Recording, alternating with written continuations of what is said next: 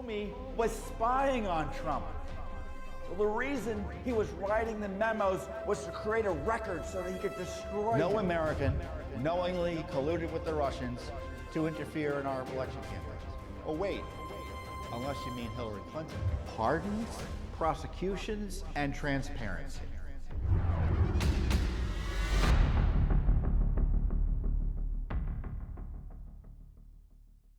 Hey everyone, Judicial Watch President Tom Fitton here with our weekly update here on social media. Thanks for joining us. Obviously, this is a coronavirus special update.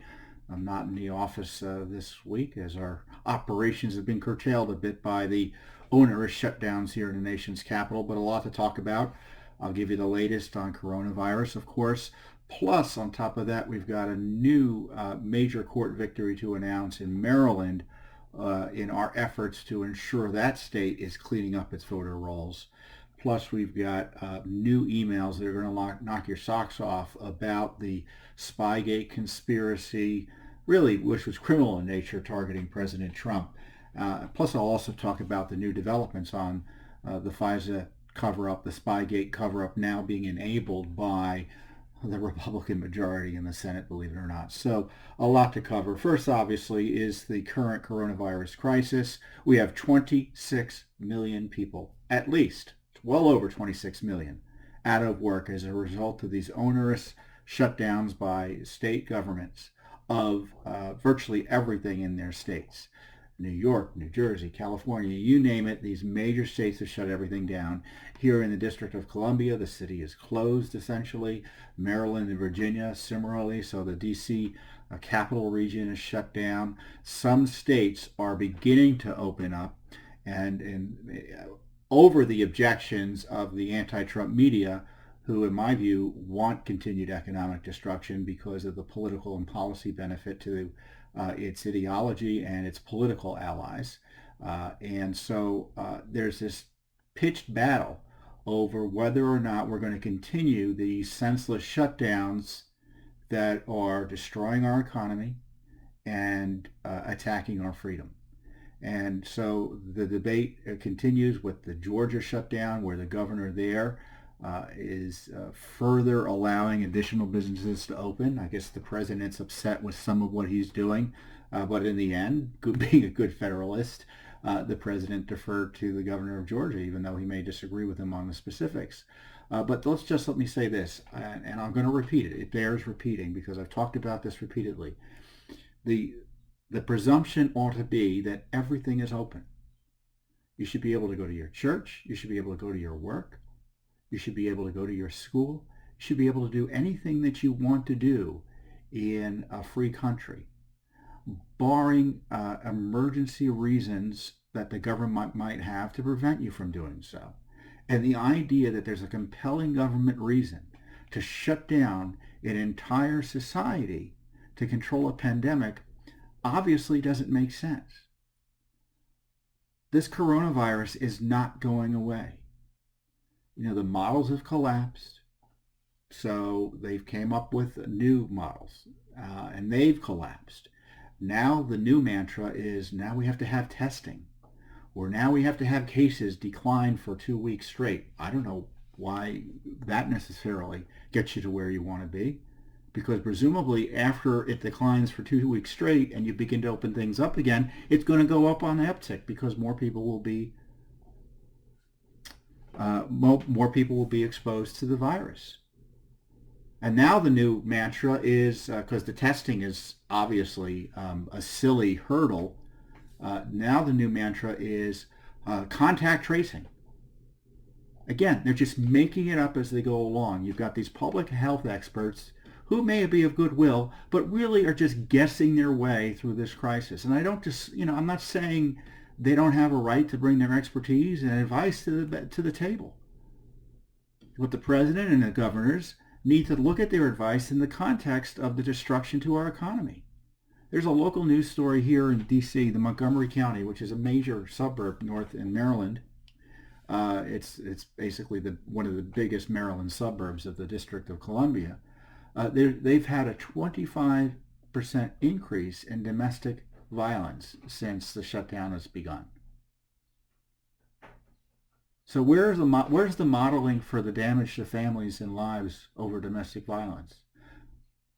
Certainly the president and the vice president have acknowledged that they've got to reopen our healthcare economy, which unbelievably has been shut down in response to a pandemic. How do you like that logic?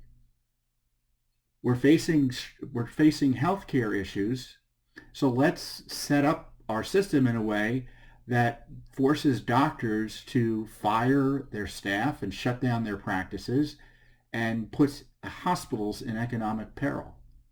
So our healthcare industry was being decimated, and now the president and vice president have had to step in with new policies to try to resurrect it. We have a $500 billion new stimulus package, or however you want to call it, that would provide aid directly, again, to companies who are trying to keep their payrolls intact despite having no revenue or income. But the government can't substitute for an economy. I have no doubt that money will help people stay employed for a few weeks longer than they otherwise would have. I have no doubt that the unemployment benefits, which are now at some point for many people more generous than them actually working. Yes, you heard that right. If you're on unemployment, you may make more money than you would have if you were working. So you've got this distortion of the system being introduced by the federal government that's helping us, right? And now you've got this continued sustained attack on potentially effective treatments. Hydroxychloroquine, you may have seen news stories highlighting basically a study that really wasn't a study, suggesting there were deleterious effects to taking hydroxychloroquine.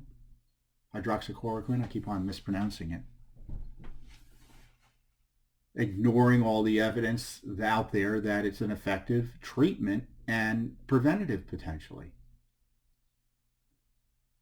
But if you have an effective treatment potentially and a preventative, well, that gets in the way of the shutdown mania, so the media has to suppress it. And of course, if the president was pushing it, then it really needs to be suppressed because of this ideological and political stake that the left media and their political allies have targeting the president over everything. So we've got 26 million people unemployed. The media doesn't give a rat's tail about them. Oh, they pretend to, but they really don't. Because if they did, what would the questioning be at the White House briefing? What would the questionings be? The questions would be, Mr. President, how quickly can we get the states open? Why are you allowing states to shut their entire economies down for no good reason? What's the scientific rationale behind a shutdown? Broad-based, indiscriminate shutdowns. You know, I've been working with allies, conservative allies, other movement leaders to try to highlight and educate Americans and educate the administration and governors about the need to get the country back open again. And it shouldn't be at a cost to our liberties. In Washington, D.C., there's no sign the nation's capital is going to be open anytime soon because of this absurd testing standard they have. And now the mayor is announcing that she's hiring 900 contact tracers. I mean, I already told you it's illogical. You know, this shows you that the science is just mumbo jumbo in many ways, because you know, those of you who follow this, you may recall that we were told that contact tracing only works when there is a case or two here, a case or there, a case or two there, where they have a limited number of cases that they're trying to track and basically isolate the virus before there's a community spread, right? Well, there's already been community spread. So why this ridiculous process now that we're going to have related to contact tracing? That we need to have thousands of people doing contact tracing. I'm not saying it's not potentially useful as the virus diminishes and you don't want outbreaks popping out. In Washington, D.C., you know what the population of Washington, D.C. is? 700,000, give or take a few thousand. So 1 out of every 700 people will be working for the government doing contact tracing. So the logic is, however insane, that's where this is all going when you hear about phasing in, phasing out, phase 1, 2, 3. It just doesn't make any sense to me. As I said last week, I am done with it. And constitutionally speaking, we are way done with it. To the degree that the police powers of the states allow them to control and limit your freedom to address a public health emergency, they're limited to addressing the emergency. If you've got COVID-19 or your family does, they could probably come and say you're quarantined for now. But the idea that you indiscriminately restrict the freedoms of the healthy and those afflicted with the coronavirus is insane.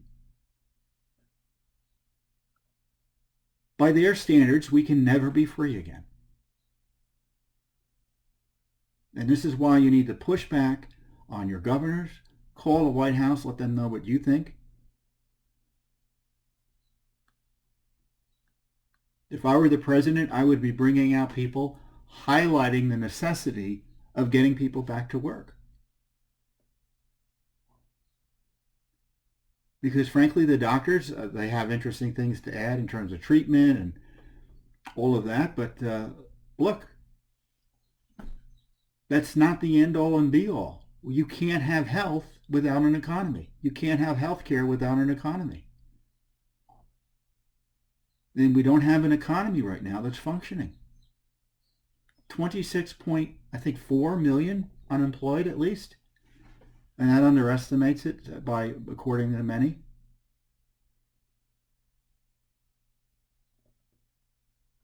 Many of those people can't, for all the money that's being sent out of Washington to try to help people, many of those people don't have enough money to buy food. You see the food lines, hours long. Are the governors going to go and arrest people not social distancing as they wait online to feed their family because they've been deprived of a job by their governors? Now, Attorney General Barr has suggested that if things get out of hand with these shutdowns, he would intervene. The Justice Department would intervene. I don't know what he's waiting for. I mean, as often with the Justice Department, the rhetoric doesn't match action. If these were voting rights being suppressed, if these were the sort of the rights that the left focuses on, the Justice Department would be intervening immediately. But because it's the right to property, the right to religious expression, right to freely exercise your religion, the right to assemble because it's the wrong people who are assembling and petitioning their government, the left media doesn't care. They don't care about the First Amendment. And many people in the Justice Department don't care either because many people in the Justice Department are leftists. So my guess is that Barr probably wants to do the right thing, but all the deep staters around him don't. And this is where he needs to exercise personal leadership to just intervene and stop the oppression, because it is oppression.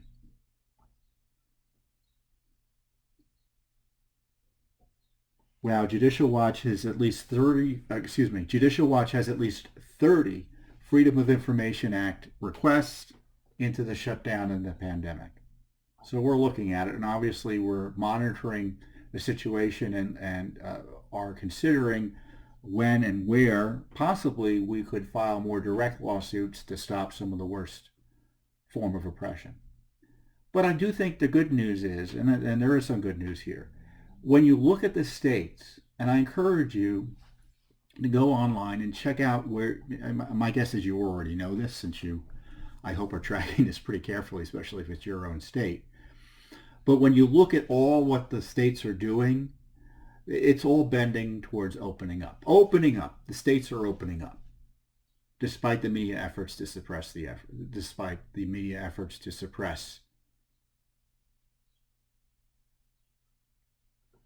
common sense. Florida is opening up. Georgia's opening up. All these states are gearing towards opening up. Even the District of Columbia, I was complaining about how slow that process is. We may not open here in the District of Columbia until June 1st, at least. Which is a calamity, by the way. It's a calamity. But at least they're beginning to do something about opening up. But forgive me for being a little urgent here, but every day our economy doesn't open up is on tens of thousands of people being needlessly unemployed. And if we're going to get the economy back up again, we need to turn it all on.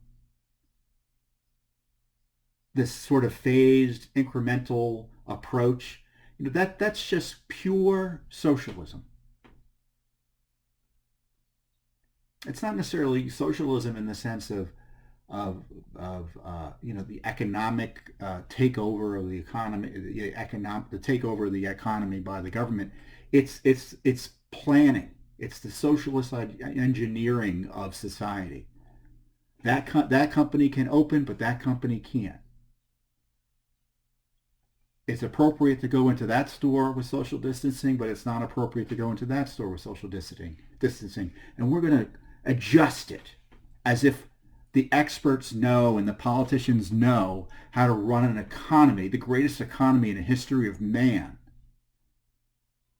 from governor mansions around the country. Did you hear Andrew Cuomo the other day? Said, well, if you don't like being fired, you don't like having work because you're not an essential employee, go get a job as an essential worker. I mean, that's the sort of arrogance and tyrannical thinking that, in my view, should require the Justice Department to go in and rescue the citizens of New York from their governor who is suppressing their freedom without any foundation.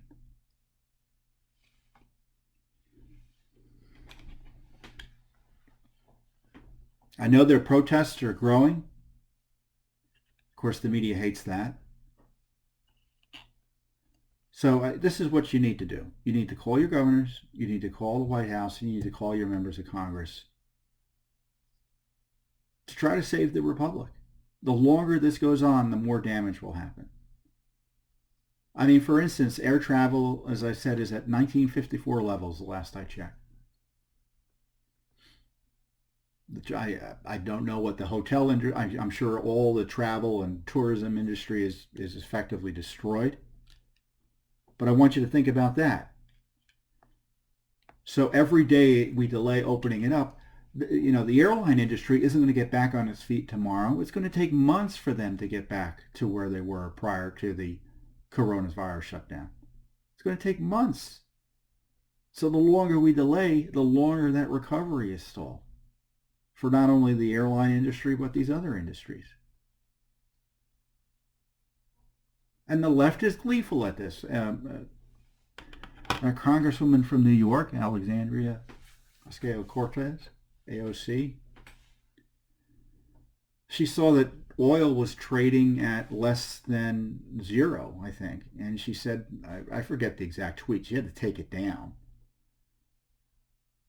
But she essentially applauded it and said this is an opportunity for worker-led mass investment in green technology. Completely communist claptrap. But she was celebrating this destruction of our economy that has put demand for oil in such a situation that you basically have to pay people to store the oil and you can't make much money from it. So there, as I keep on saying, there's little political benefit to the left to reopening and restoring America. And I would encourage the president to recognize that and encourage the governors to understand that. Now, despite all this, the governors need to hear from you. They know in their heart of hearts they can't keep this going forever. But they'll keep it going for 2 more months just to spite the president and just to spite you. So this is why you need to contact them. And of course, Judicial Watch is going to continue to do its educational activities to try to not only protect your freedoms and rights, but to kind of get the government back to its lawful status. because too much of what the government is doing right now in the states is unlawful. And the courts are going to be hesitant to curtail it. So it really is going to take citizen activism in order to protect your own rights. We'll do what we can with the tools we have, but you have to recognize that your right to petition your government, however restricted, could still be key to helping get this country back to where it belongs. So that being said, the coronavirus crisis is, as I said, you can see from this update, it's curtailed our activities a little bit, but not much. We're still doing the work necessary to uncover government corruption. We're still in court litigating. The courts are still operating more or less, at least in the areas that we're concerned about. There have been some delays. The bad news is the federal government specifically has essentially shut down key FOIA operations using coronavirus as an excuse. Are you aware of any federal government, by the way, are you aware of any federal government employees who have been laid off? Of course not. So we don't get any FOIA documents. I don't know what the FOIA employees are doing, but now we're not allowed to get any FOIA documents. They're using coronavirus as an excuse. But we're still getting some, or we have some that we had gotten that we're releasing now from before the collapse. And the documents are from the email communications between Page and Strzok. Now, they are sitting on, the FBI are, and Lisa Page was the former FBI attorney who had this illicit adulterous relationship with Peter Strzok, the other top counterintelligence official in the FBI, and between the two of them, they hated Trump and loved Hillary Clinton. It's pretty clear based on the text messages, the insurance text messages and things like that. Now, what's going on is that we had asked for all of their communications, emails and texts. Of course, they've been holding the text messages from us, and they have, I think, over 13,000 email communications, and they've been slow rolling the release of those records to us. And now we know why, because the records, each patch has material further confirming the criminal conspiracy against the President of the United States and the criminal cover-up of Hillary Clinton's corruption and seeming criminal activity tied to her email misconduct. And the latest batch of emails is just incredible. And it implicates who? John McCain. People forget that the late senator, his people, circulated the smear dossier that essentially called the president a traitor. So McCain was in on it. And now the documents show that the FBI had every reason to know almost immediately that not only that McCain was leaking the documents, but it also highlighted, these emails show, that that they saw the dossier was being leaked 6 ways to Sunday by Team Clinton. This is just before the inauguration of the president, President Trump. And despite knowing that this group was leaking to try to destroy Trump, they were still trying to work with these people, I mean by Steele and Fusion GPS, to launder their dirt fraudulently into the FISA warrants. In fact, that's what they were literally doing. This is our first paragraph. The records include an email dated January 10th, 2017, in which Strzok said that the version of the dossier published by BuzzFeed was the publication that first published the smear, was identical, in quotes, to the version given to the FBI by McCain and had differences from the dossier provided to the FBI by Fusion GPS co-founder Glenn Simpson and Mother Jones reporter David Korn.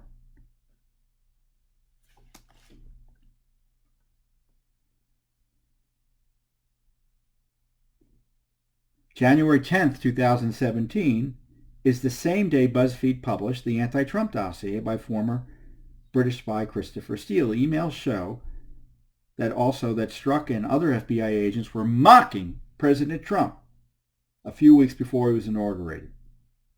In addition, the emails reveal that Strzok communicated with Andrew McCabe, the now disgraced former deputy director for the FBI. In fact, he was acting FBI director, which is even more serious for a period of time after Comey was fired. And Strzok was asking McCabe about the so-called leak investigation that was tied to the Clinton Foundation. And McCabe was the leaker. He was implicated in the leak. So that email is really interesting. But there's so much here to unwrap, and I'm going to go through it with you more directly. This is the big. This is the big email about them knowing that the McCain gang was involved in the leaking, or strongly suggests they knew or should have known. And it also shows that there was more than one dossier floating around out there. And well, I've already told you that. There have been multiple Trump dossiers. This is what was going on. You had Steele giving the dossier to the FBI. You also had Steele laundering additional material through Bruce Orr and Nellie Orr. You had the State Department laundering the Steele material into the State Department, into the Justice Department. You also had the Obama State Department laundering Clinton campaign operatives who had a similar dossier, Sidney Blumenthal and Cody Shear. They were passing that along to Steele and the State Department as well. And then, of course, you had the version by McCain, which is different, that was also given to the FBI. So by my count, that's 1, 2, 3, 4, what is it, 4 or 5 dossiers? Talk about insurance. They had dossiers incoming from all directions in the FBI and Justice Department. And the FBI and Justice Department knew it was a sham. Getting back to the emails that are gobsmacking. Strzok sent on January 10th, 2017, Strzok, under the subject, Ray BuzzFeed published some of the reports, writes, our internet system is blocking the site. I have the PDF via iPhone, but it's 25.6 megabytes. Comparing now, the set is only identical to what Senator John McCain had. It has differences from what was given to us by Korn and Simpson. Strzok sent the email to Page and several top-ranking FBI officials, including Deputy Director Andrew McCabe, Assistant Director for the FBI, Assistant Director for the Counterintelligence Division, Bill Priestep, who was a step above Strzok, it looks like, Deputy Assistant Director of Counterintelligence John Moffa, Assistant Director for Public Affairs Michael Cortran, General Counsel James Baker, and Directors Comey's Chief of Staff James Rubicki. So that was the control group at the FBI. That was the control group that was running out of their leadership office the operation against President Trump. Then candidate, at this time he was elected president. He was President-elect Trump. And they're gathering this dossier material and recognizing that McCain, or someone close to McCain, it turned out that McCain acknowledged he gave the dossier information to the FBI, but he denied being the source of the BuzzFeed dossier report. Well, that wasn't true, because court filings, which were unsealed last year, showed the Arizona Republican senator and an associate had shared their dossier with several media outlets. So what does this all mean? It means that McCain was a leaker trying to drive anti-Trump sentiment with that smear, but it also showed the FBI knew that McCain was leaking, and as importantly, that Steele and the Clinton camp was leaking this all over the place. And they didn't tell the court the extent of that. They suggested they were unclear whether he leaked, I think if I recall correctly, I'm going on memory here, so you have to double check. But to the degree they mentioned Steele doing any leaks, they were vague as to whether or not he was even responsible, but they acknowledged they had to let him go. But they knew the dossier was still continuing to be peddled within the media by Steele. At the same time, and this is what they didn't tell the court, they were still trying to work with Steele through Bersor. They never stopped. In fact, we have the documents that show that happened. They were leaking material to Steele as well, we found. Just before the election, they were telling Steele they were investigating Trump. Telling Steele they're investigating Trump based on these Russia smears is like telling Hillary Clinton, because Steele was working for her in the campaign. And who's David Corn? He was the recipient of the dossier leaks. And of course, Fusion GPS was working, as I said, for the Clinton campaign. So it's just incredible material. All this is taking place just before the president's inaugurated. The FBI knew about these leaks. I'm not looking at the camera. I'm supposed to be looking at the camera, I guess.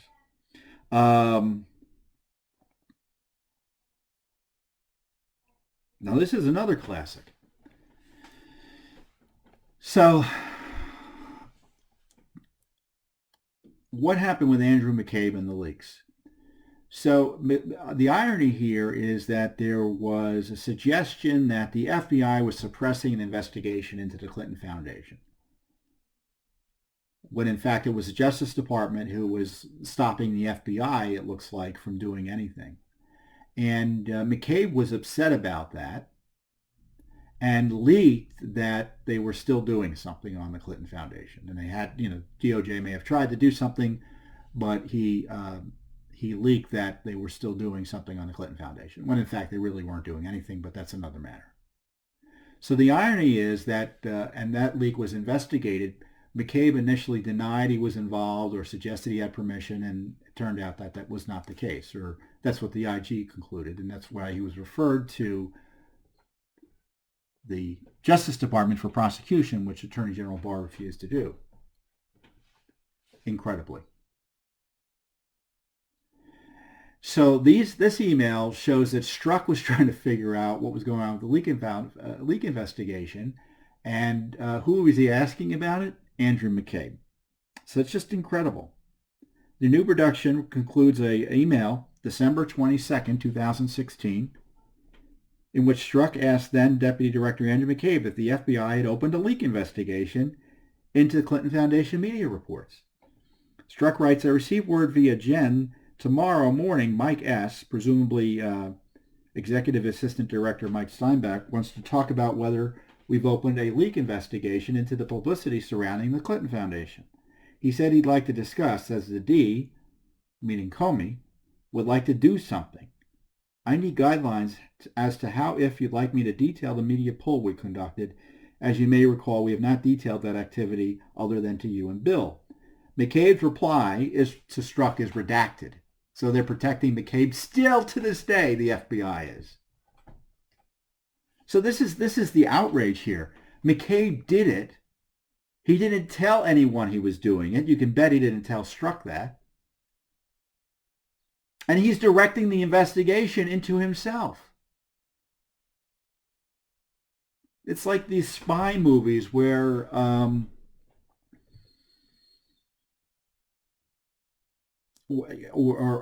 think it may have been the Robert Hansen case where the spy or the leaker was running the leak investigation.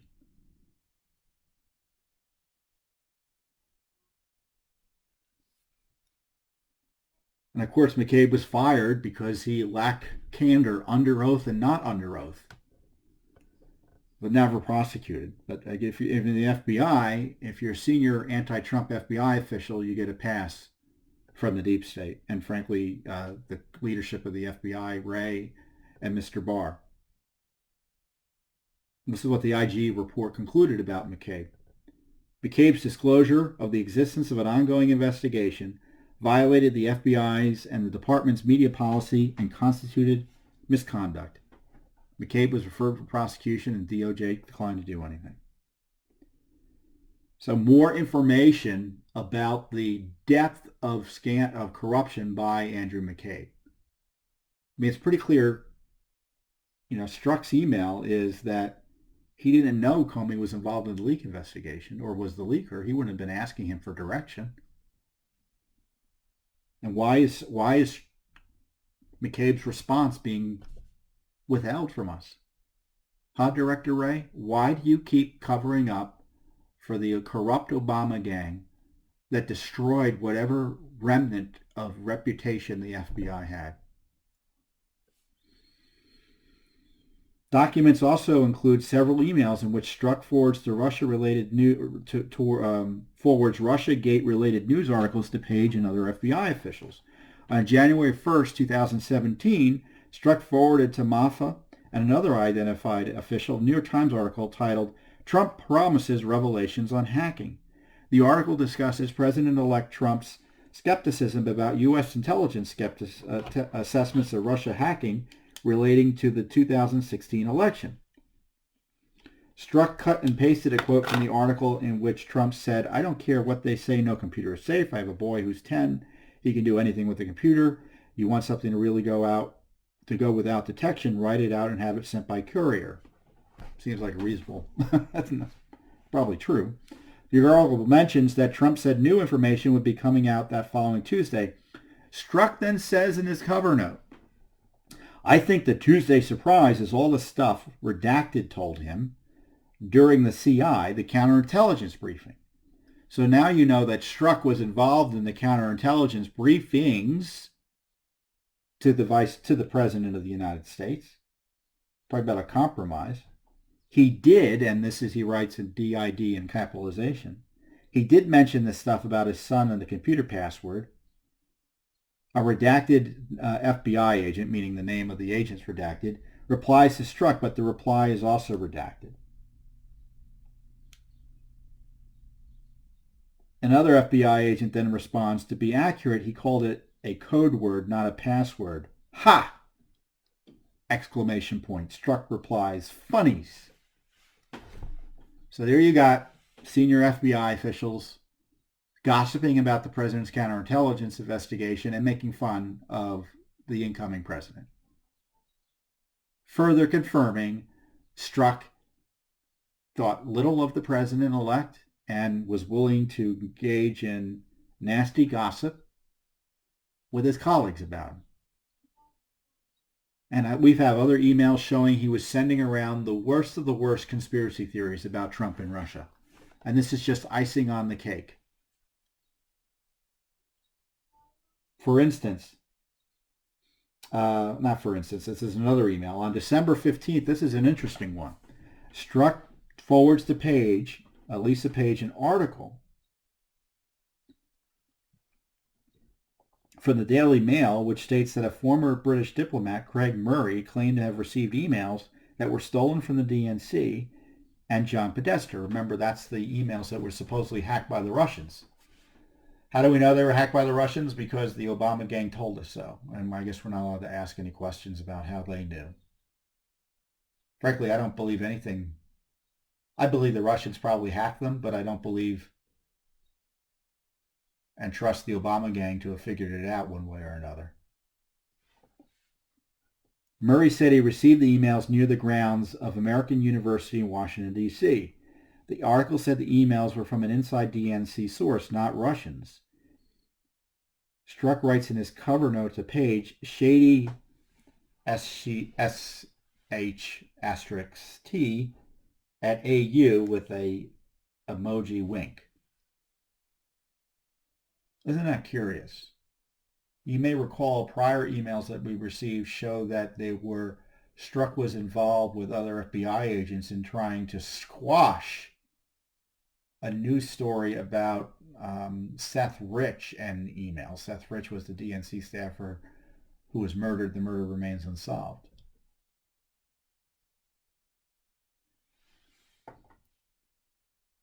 And what do you make of that email?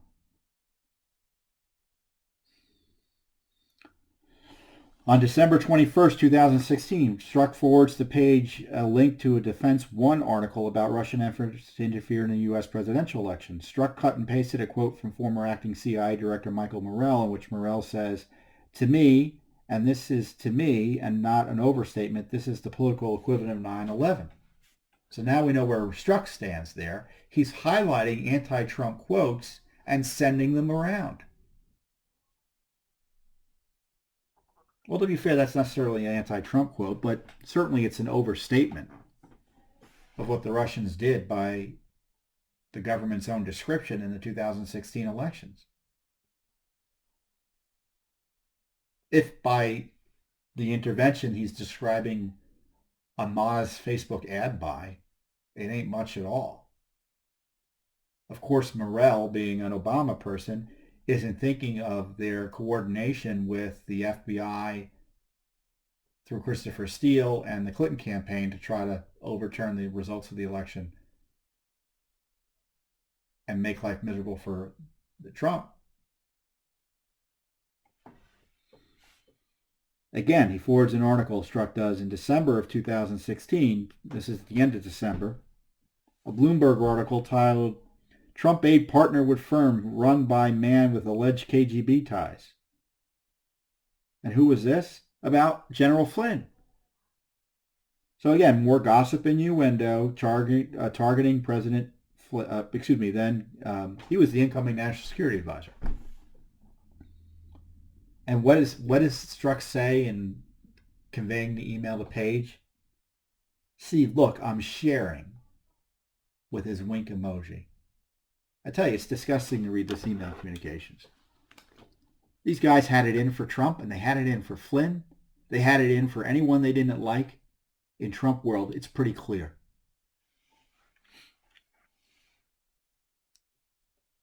Well, let me just say again, the president should pardon General Flynn.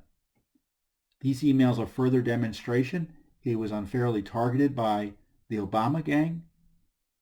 Any prosecution or investigation of him is tainted. He was ambushed. They lied about whether he lied. We can't trust anything, any prosecution conducted by either the Obama administration, the Mueller investigation, or frankly now even the DOJ tied to Russia interference. The theory, and anyone else caught up in that investigation like Manafort, Flynn, and people like that, I'd pardon them all. And Flynn should be pardoned first thing.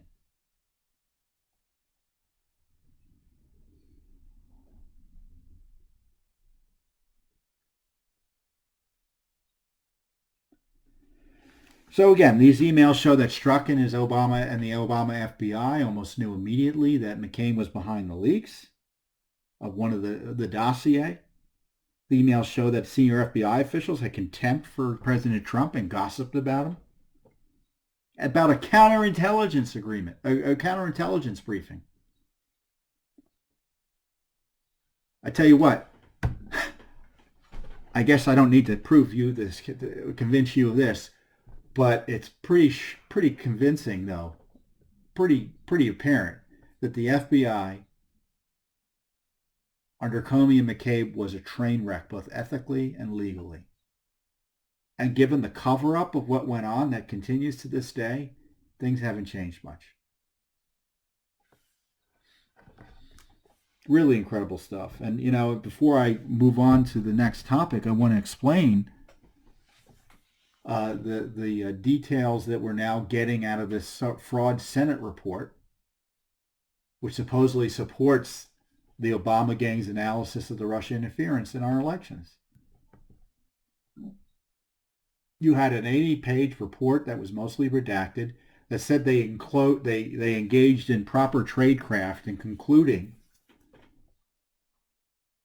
Actually, they didn't conclude. There were disagreements about whether the interference, allegedly, in our elections was because Putin wanted to see Trump win. As Fred Felix has said, who was a former national security official, former CIA official, he said Nunes looked at this material, his team, and they talked to the intel people. They said that Brennan was running the show and he was suppressing evidence the Russians wanted Hillary to win. And when we get confirmation in this Senate report, which was written by, quote, the Senate Intelligence Committee jointly, which means that the Democrats were running it. They've been running the Senate Intelligence Committee since day one, practically speaking, on these issues. It confirms the following. Obama ordered an all-hands-on-deck attack on Trump on Russia interference. They did the report in 3 weeks. They used the dossier at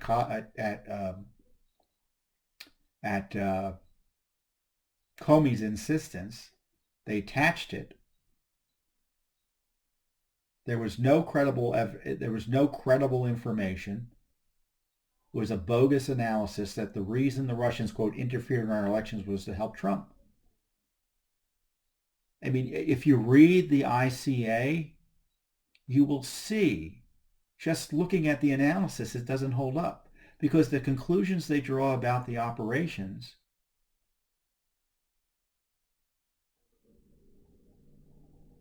could easily be changed to say the Russians thought Clinton was going to win. They had an interest in making her weaker by bolstering Trump. And of course, they all were writing that intelligence assessment saying that Putin was on Trump's side, or wanted him to win, despite knowing and having information that the Russians may have been working with Steele and Clinton directly to hurt Trump. And the Senate Intelligence Committee completely failed in highlighting that. And the Senate majority, the Republicans, Senator McConnell should be asked why he allowed this garbage report to be published. Senator Burr should be asked why he allowed this garbage report to be published. And it shows you these intelligence agencies oftentimes run the show when it comes to oversight in Congress. And this is why Nunes is the exception that proves the rule, because typically the head of the intelligence committees are tools of the agencies. And Nunes is so hated because he refused to be a tool.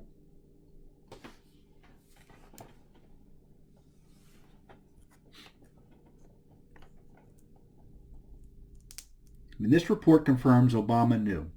He did it.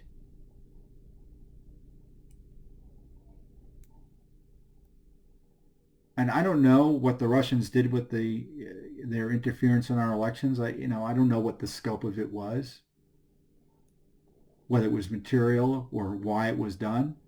But I can tell you there's no reason to believe or trust any analysis about it out of the Obama administration.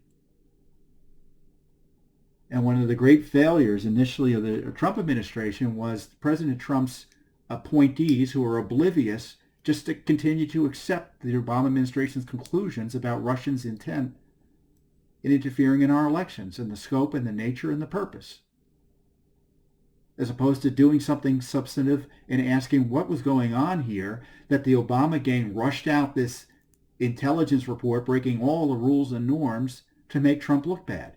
They just accepted it. Coates, who was rightly fired by Trump or pushed out. Comey, obviously he had an interest in continuing the lies. Trump finally fired him.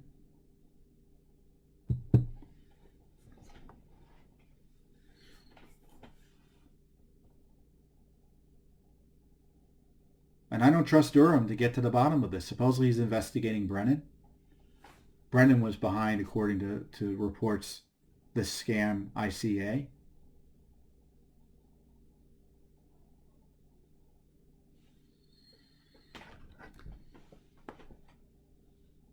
I'll say it once, I'll say it again. Judicial Watch's Freedom of Information Act litigation has had more to do with disclosing what went on than anything the Justice Department has done. The IG report, much of that, there was additional information, but much of the core information was already developed by Judicial Watch through its Freedom of Information Act litigation. I mean, Nunes, he and his people did the analysis early on that it just withstood the test of time. It's all just been confirmed.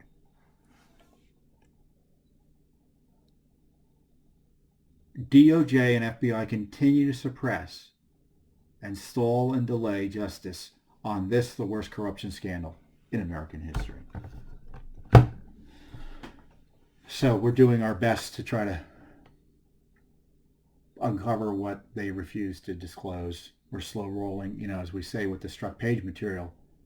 There's still more coming out. Of course, now all that's going to be stalled using coronavirus as an excuse.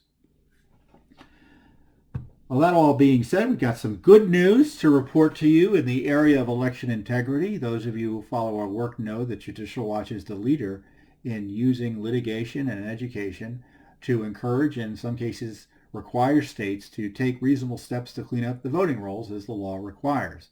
The National Voter Registration Act, the Motor Voter Bill, has a requirement in it, obviously, that you get to register to vote at voter locations.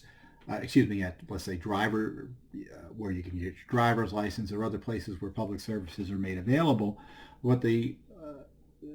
That can lead to double registration and dirty voting rolls. And so the part of the law is that you got to take reasonable steps to clean up the rolls. Yes, register everybody that you can within reason.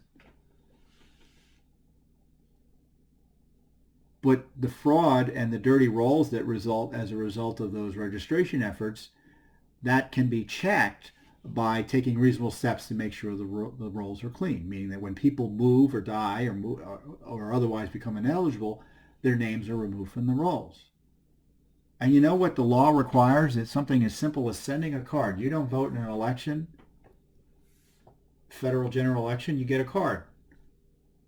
And if you don't do it, then the card essentially says, hey, we missed you. Are you still there? And if you don't respond to that card and then don't vote in the next 2 general federal elections, so we're talking about potentially a time period as long as 4 to 5 years, then you're removed from the rolls. Too many states don't even do that. Otherwise, the rolls would be much cleaner. In North Carolina, we sued in North Carolina. They've got nearly a million extra names on the rolls. In California, 20% of the rolls were dirty or, quote, inactive, the sorts of names that should have been being sent cards and being removed. California wasn't doing any of that for nearly 20 years until we sued California and Los Angeles County, and now Los Angeles County is removing up to 1.6 million names under the process I described. In Maryland, we had indications that their rolls were dirty as well, and we wanted access to the voter rolls, their registration data, so we could further analyze it. And they didn't want to give it to us. So the lower court, the district court, the federal district court said you got to follow the law and give Judicial Watch the information. But then he wanted additional briefing on another key aspect of the full voter registration records, which is the birth dates. Unless you have birth date data, it's hard to figure out, it makes it harder to figure out whether, for instance, someone who died 10 years ago or should have died 10 years ago because the birth date indicates they're 120,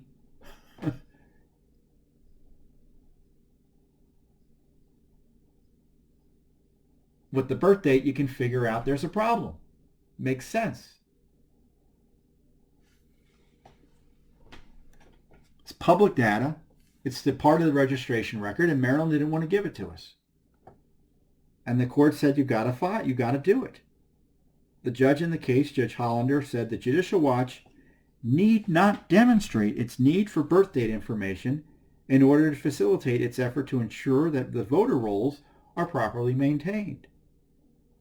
Nevertheless, it has put forward reasonable justification for requiring birth date information, including using birth dates to find duplicate registrations and searching for voters who remain on the rolls despite improbable age. So, for instance, you can have John Smith, and you can have 1,000 John Smiths on the voter rolls.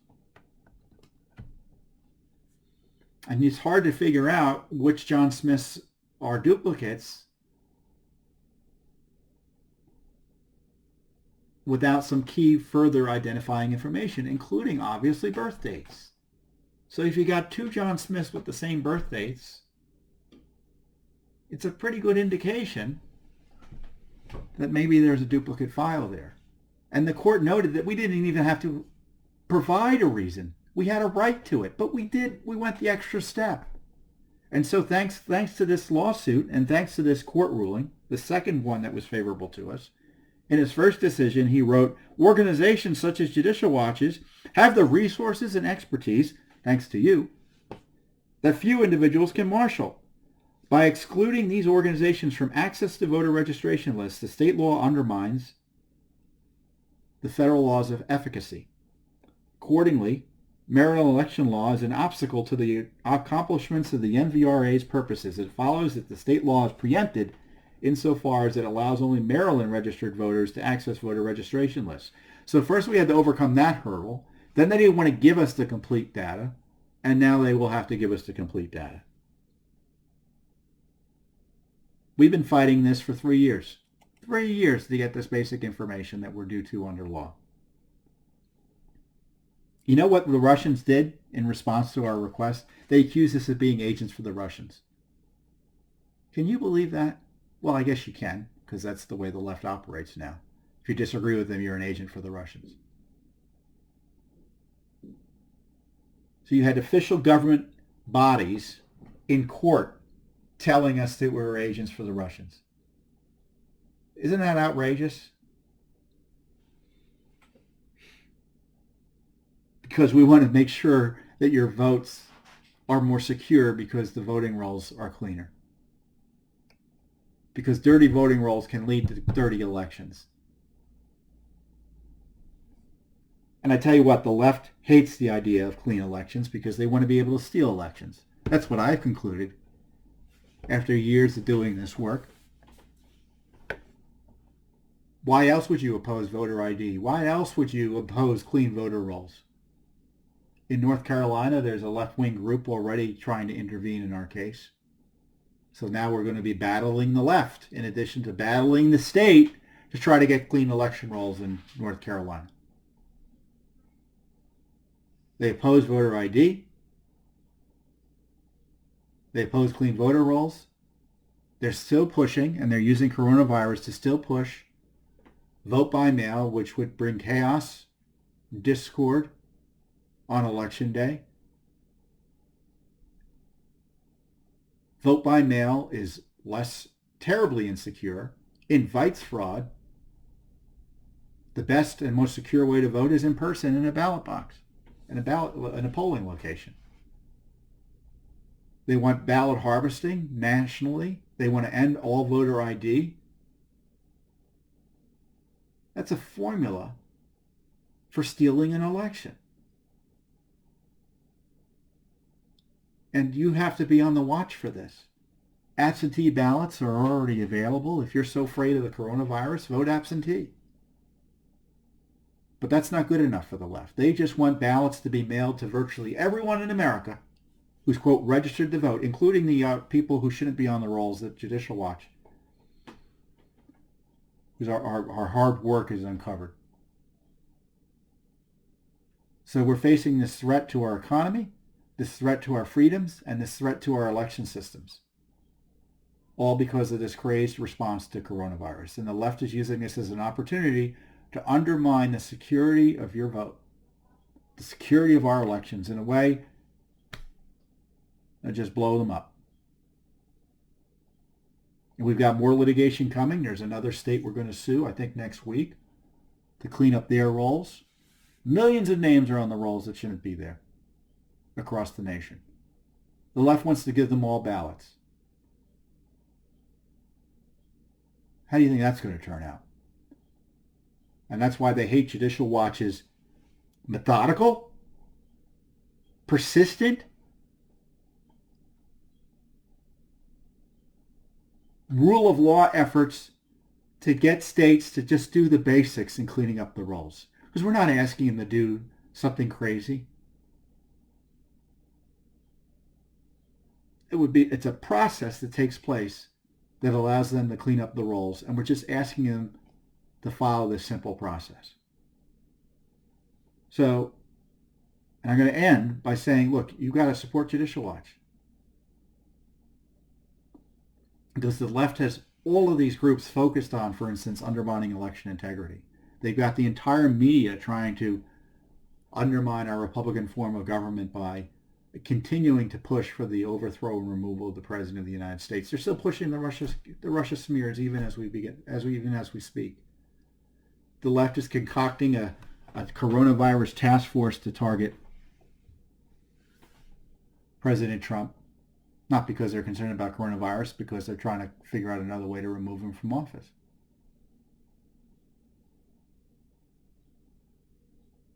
And who stands for the rule of law on all of these issues in ways that the Justice Department, the major media, obviously is part of the problem in many respects, and Congress refused to do? Judicial Watch. And the reason we're able to do this, the reason we have the resources, the reason the courts respect our litigation is because of the strong support of Americans like you. Join our cause, join our movement, support Judicial Watch, support the Constitution, and support the rule of law. I'll see you next week here on the Judicial Watch Weekly Update.